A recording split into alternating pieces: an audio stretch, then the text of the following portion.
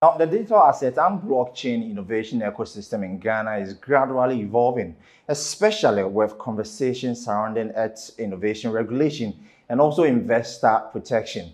I'll be speaking to the president of the chamber to delve within this prospect and challenges. Grateful to sit and have this conversation with us today. Now, I just want to start from when we say blockchain, digital assets, what is it about? Because we've quite heard quite a number of stories about digital asset and blockchain innovation. What is it basically about? Okay, I'll start with virtual assets. Then we'll roll into it because the virtual asset bill was passed into law in December, which is now the Virtual Assets Act 1154. And so I'll start with that. The virtual asset is just a digital representation of real world assets. So let's say we pick gold. If you want to take gold and put it on your phone and fractionalize it into small pieces, and somebody can buy a piece of it today, that is a representation. So that represents a virtual asset. It's not physical, but it actually has a backing of money behind it. So that's a virtual asset. That money can be traded and sent to you, can be sent to somebody else, or it can be transferred into physical cash, which somebody may call it fiat. So that's the basis of the technology. Now, we know Parliament in December 2025 passed the bill, that is a virtual asset bill, and also being assented by the president. For a chamber, the question now is, what is the mandate? That is where our real work started, because you have an ecosystem that was formerly in the shadows and now coming into the light. Who speaks for them? So the Chamber of Digital Assets was put together to be able to speak or be a conduit between the regulator and then the ecosystem. Currently registered, it's about 115, 120 registered people with various activities within just one company. So one company can have maybe 7 different activities. It might be regulated based off how our bill is, our act now is structured. It's structured on activity base. So they might have a license with BOG, they might have a license with SEC. Then, so the 115 means a lot of work for the regulator, and we sit in the middle to be able to make sure that the right thing is done on the regulator side. No, the right thing is done on the industry side. So the regulator can have an industry that they can regulate. So we are the mouthpiece of the ecosystem. Another question now had to do with gaps. What are the gaps you intend to fill as a chamber before we go into other areas? We have regulations and all of that. What are some of the gaps? It's 1,000,001 gaps. The industry is new. So let me give you a good example. An industry of young people, the CEOs are maybe 27, 26, 30, 31. Then one of the requirements within the industry is AML, which is anti-money laundering. You pick that, and most of the people who are certified AML or understand AML are from the banking industry. And the way the law is structured, the law says that the AML officer should report to the board. By Ghana standards, that board will be person with experience. So give or take 5 years experience, 6 years experience. So if the person got out of uni and they're about 23, another 5 years, they are 28. They are structured in a way to only understand what the banking system is. So when they come in, they are coming with their expertise on AML from the banking sector. But virtual asset is very different. What might be a flag in the banking system might not necessarily be a flag in the virtual asset space. So what we've done is work with the GIMPA to be able to put together a certification program that actually educates people on AML, virtual assets, investigation, and board level reporting. So at the end of the day, there are no gaps that cannot be filled with education. So I believe the whole country needs to be educated. The end user needs to be educated. The worker on the system needs to be educated. And the regulator need to understand that the people they are going to regulate, are actually ready for regulation. Now, let's come to adoption. You've had your bill being passed now.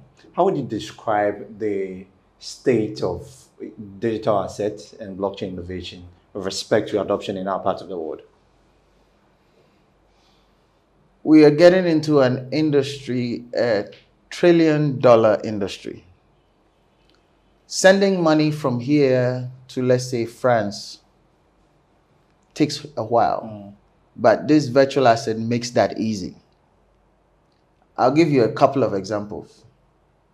The farmer who farms gold cannot get money to farm the quantity they are looking for, but virtual asset through tokenization can allow them to actually pre-finance legally and farm their gold, and also trace who owns this farm. Are we employing young people who are underage, where child labor is involved throughout this whole process? That is where we bring traceability in. Traceability is the ability to trace what we can tokenize, but you can't tokenize something you cannot trace. So at the end of the day, the blockchain virtual assets is the solution to fill most of the gaps in Ghana that we have with respect to our commodities, respect to international transfers, with respect to raising funds, even for real estate. So the gaps to fill unemployment is enormous.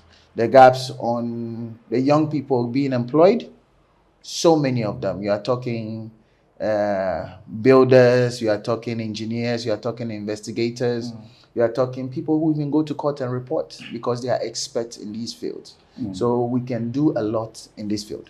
I'll come to the job creation bit later. But then another question had to do with how do we sort of compare ourselves to other countries with respect to development within this area? Ghana is far ahead because most countries have frameworks, but we have actually passed a law. And the regulators are putting together guidelines to be able to regulate the unregulated. So we are far ahead, and we are hoping to become the hub for employment and understanding how to regulate this industry so other countries can learn from us. With that going, we can now become the shining star that we've always been and always referenced in history as the Black Stars. We're always known for starting and always sometimes there are challenges. Yes, By the way, yes. How would you assess the regulatory approach so far? Thus far, BOG, SEC, FIC have been good with the industry in terms of it's been inclusive, even all the way to passing the bill. It's been very inclusive. And are there room for improvement? Yes.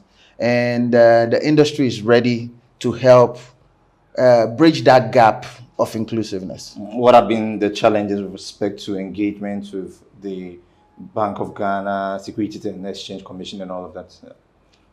Honestly, there has been no challenge because for once, something is starting new and there's a voice, a united voice that can actually speak for the ecosystem and be able to translate what the ecosystem is saying to the regulators. So it's a two-way street where they are listening and we are speaking.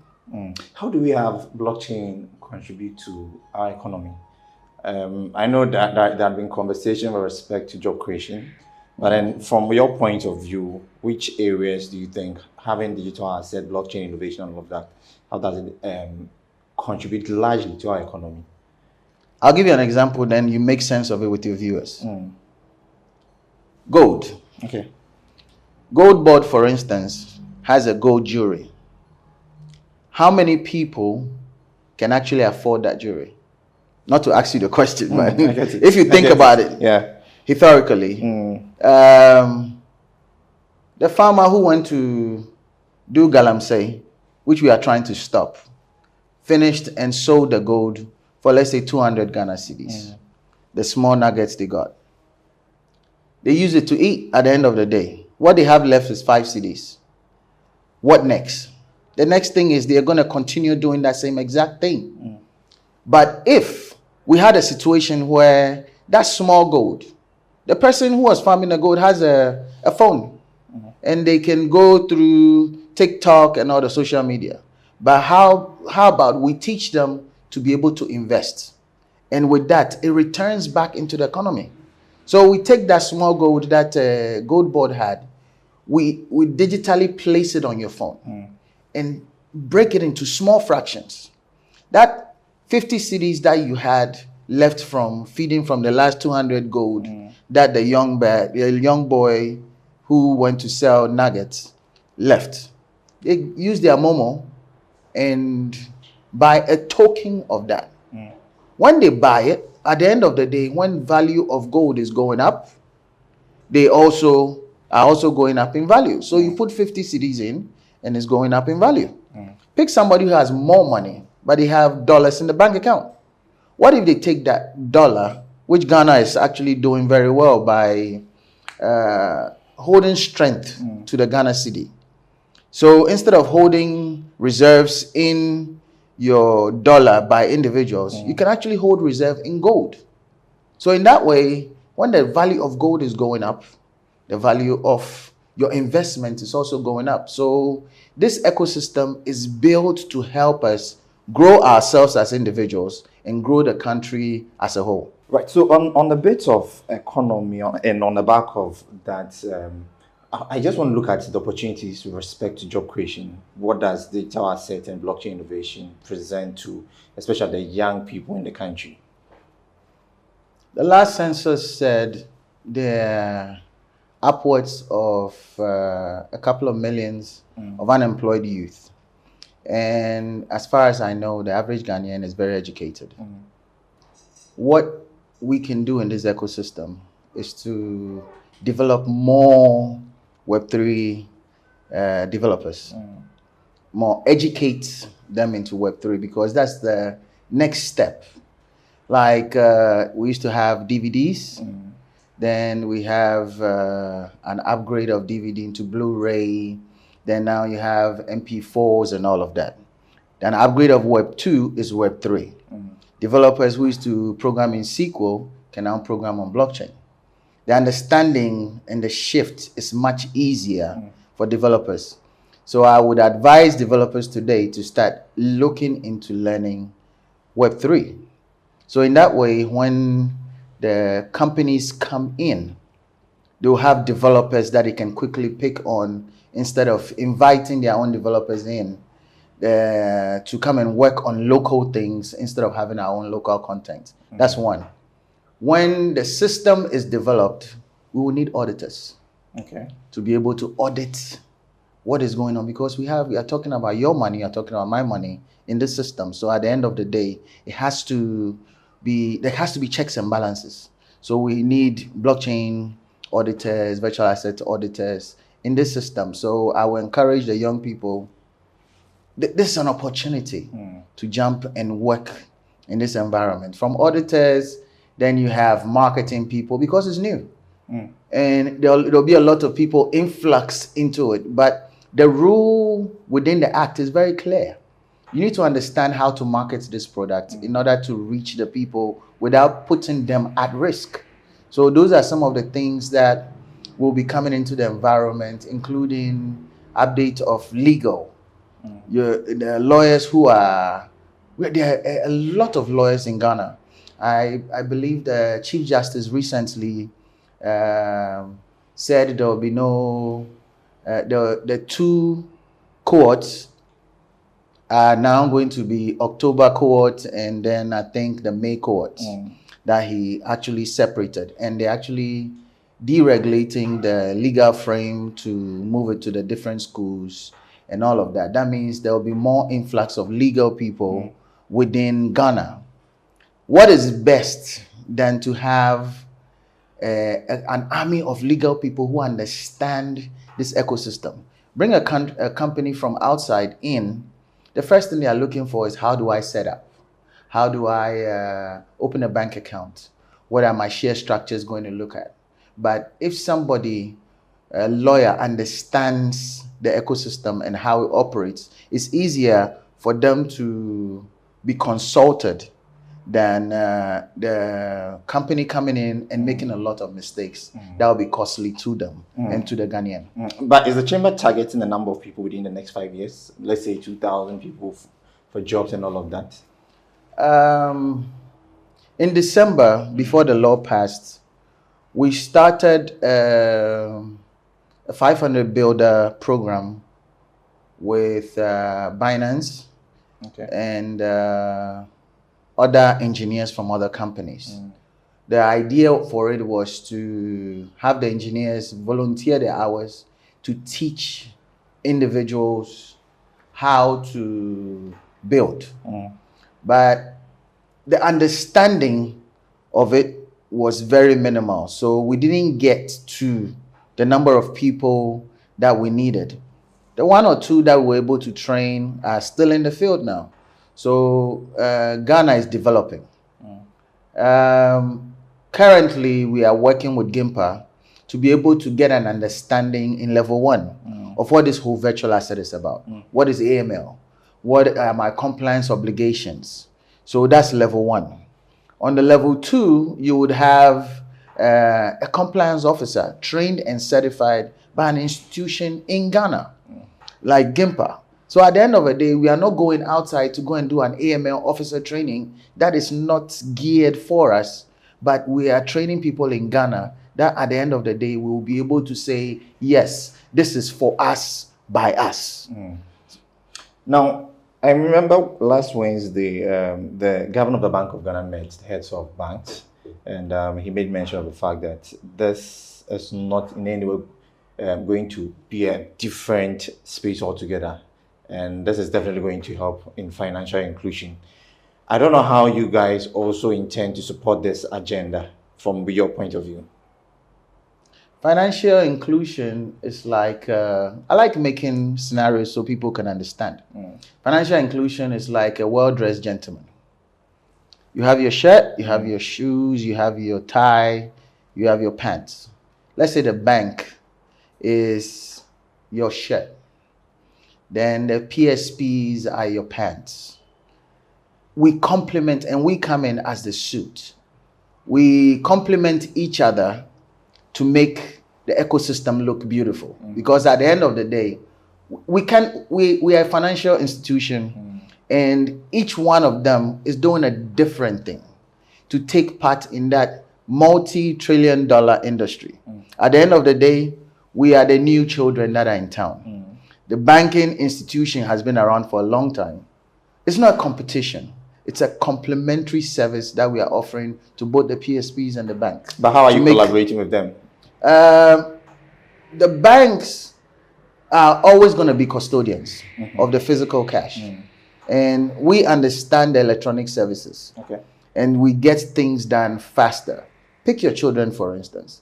What you know today, your children know better, and they know it and move faster than you did when you were their age.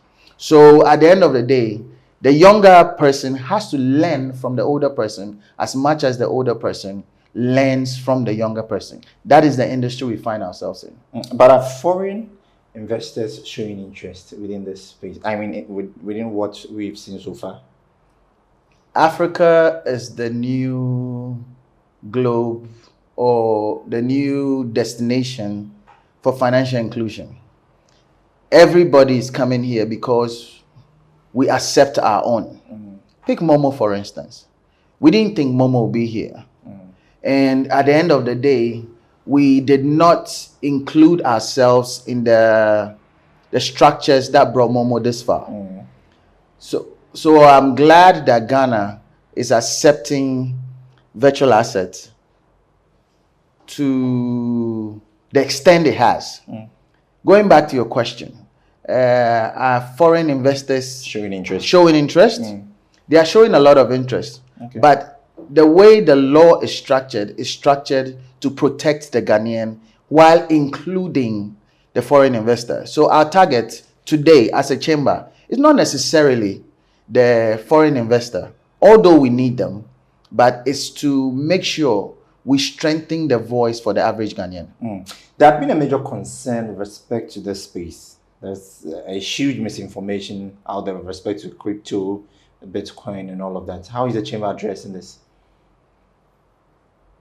Every time they say crypto, the first thing people think is fraud. Fraud, exactly.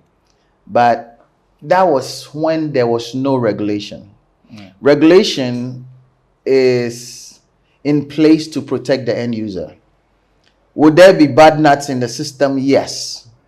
But our job as a chamber is to educate the masses and educate the members of our ecosystem to make sure that both of them understand that the regulation is there to protect them. Secondly, regulation is in place to make sure that there's redress when there's an issue. Before now, when there's an issue, where do you go? Somebody has taken your crypto. What do you do? There's absolutely nothing you can do. You can actually go to Cybersecurity Authority and report. But where do you start from? Where do you end? And what results do you get out? But regulation has been put in place that if company A is registered in Ghana and there's a fraudulent activity on their system, the regulator will see it. When you send a report at the end of the day, the regulator knows how to respond to you. And if it has to go to court, there's a procedure that will take it to court, and the punitive damages that goes towards the company or the person or an individual that was perpetuating the fraudulent activity. And you mentioned bad nuts. How do you intend to go after these bad nuts? As a chamber, it's not our place to go after bad nuts. Our place as a chamber is to educate, to make the people know. Just like today, you have the banks educating that don't share OTP. Our job is to educate, that you don't leave your PIN somewhere, you don't leave. Education is all we can do to make sure there's even playing ground between the end user and then the bad nuts. So both of you are educated in order to be able to fight each other. But if one is ignorant, that's the only way the other one can take advantage of it. And if it's about education, it means you can't put out the Cybersecurity Authority. Are you engaging them for any collaboration of that sort? Yes and yes. Like I told you, the regulators have been tremendous with us. And we recently had the Virtual Asset and Financial Symposium, and the reps from Cybersecurity Authority were present. That means they are interested in the ecosystem and what is happening within the ecosystem to be able to weed out the bad nuts from their level of expertise. Still on education, I'm just wondering, should as a chamber, do you think Bitcoin, crypto, or whatever, should it be, part of our curriculum? It's very essential. Very, very essential, because the only way an economy can grow or the only way a country can grow, it's if it educates its youth. By that mode, we have gone into partnership with Get Fund to educate the secondary schools, starting by putting clubs into the secondary schools, blockchain clubs, virtual asset clubs, for them to have the basic understanding of the clubs, of what it means to build on-chain. And we are working with the universities, like we rightly said earlier on. We are working with GIMPA, we are talking to University of Ghana, we are talking to Ashase to help put some of these things into the curriculum. So at least, not only are they learning computer science, but they are learning advancement of the science within blockchain. So at the end of the day, when they come out, we have a holistic student and we have a holistic Ghanaian when they come out of uni. Another concern also had to do with consumer protection in itself. What is the role of government? What role do you think government can play? I will always say that we do not speak on behalf of government, but I would say government has a big role to play in consumer protection, hence the reason they brought out the bill, which, the act. It's now an act, because we worked on it from the beginning. We always refer to it as the bill. Hence the reason they brought out the act. The act is meant to protect the consumer. And redresses has spelled out clearly within the act to protect the end user and not the companies that are coming in at all. So the regulator was thinking about the Ghanaian before they started drafting the bill and turn it into an act. And Parliament, I will give them kudos for putting this act together. They went through it with a fine-tooth comb, and it came out the way that benefits the Ghanaian and benefits the industry. One thing still on consumer protection. As an investor, I want to invest. How do I get to know that this is a proper, or let me say a legitimate scheme? How do I differentiate the two from a fraudulent one? That's a difficult question, but it has a simple answer. Educate yourself. Because the first thing that comes to education is you have to contact the right people. It's a regulated industry. So contact the regulator and say, this company I want to invest in, is it regulated by you? And what are my redress points if there's an issue that I need to deal with? They would actually advise you on what to do and what not to do. So the first thing is educate yourself with the regulator and everybody else that is involved within the chain. Now, beyond crypto, what practical blockchain use can or should Ghana focus on? Earlier on, I talked about gold. That's very practical. We are a country, we call ourselves the Gold Coast, or that's what we were called. So practically, we can pick traceability on the chains, and we can trace gold from beginning to end. Then when we export it out through the refinery that was just built, you can track all of it on chains all the way. That's practical. If any Ghanaian wants to invest in gold, we can tokenize it where they can actually invest in the tokens on chains. In that way, nobody can build or mint new tokens within it on that chain if it's well regulated. So at the end of it, the opportunities are enormous. How prepared are our infrastructure with respect to adoption? How prepared are we? There's still room for improvement. It's a new environment, and we are just starting out, and we can only build on from where we stand right now. What advice would you give to any Ghanaian or investor who would want to come into this space? It's a new child. It's a new day. It's a new dawn. Jump on it, but jump on it educatedly. And always speak to the regulator before you decide what to do next. Are we going to see the chamber in the coming days? Maybe aside you having, should I say, partnership with Gimpa and all of that, should we see you going to the basic schools, the senior high schools, or anything of that sort? We will, our arms are long reaching with our members. So we will reach the campuses through our members and their various companies to be able to educate the general public through the secondary schools, primary schools even, and most of the university campuses. Your partners, or are they only based in Accra or other parts of the country? Oh, in our last symposium, we had people traveling all the way from Takwa. Traveling all the way from Takoradi. And we have builders in Ho that came to the symposium, and I'm actually aware of builders from the north that also came to the symposium, and we actually communicate actively with them. So it's a nationwide movement, and the movement starts with each and every youth educating themselves. Final words.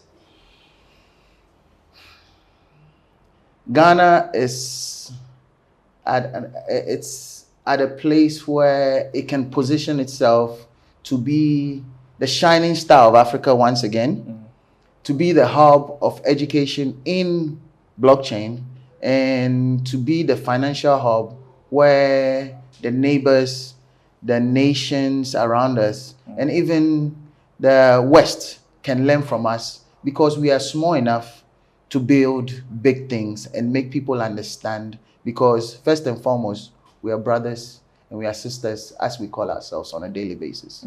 Thank you so much, Mr. Kweku Afaglo, for making time to speak with us. Thank you. And that was the president of the Chamber of Digital Assets and Blockchain Innovation.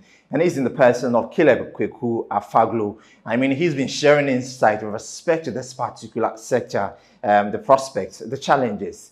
My name is James Ishen. Thank you for watching.